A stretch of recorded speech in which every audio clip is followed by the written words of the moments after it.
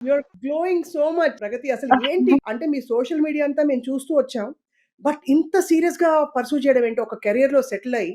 First of all ఆ! How do you ఆ! Feel? ఆ!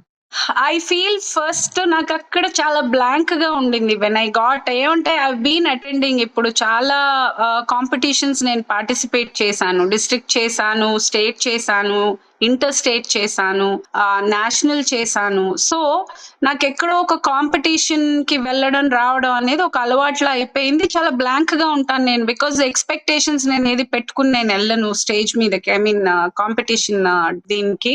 బట్ అక్కడంతా బ్లాంక్‌గా ఉండింది.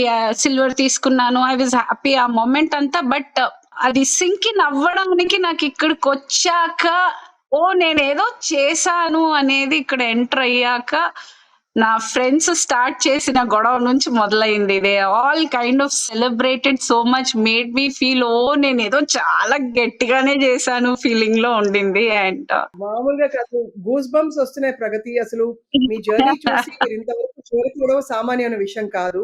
అండ్ చాలా ఫోకస్డ్‌గా చేశారు.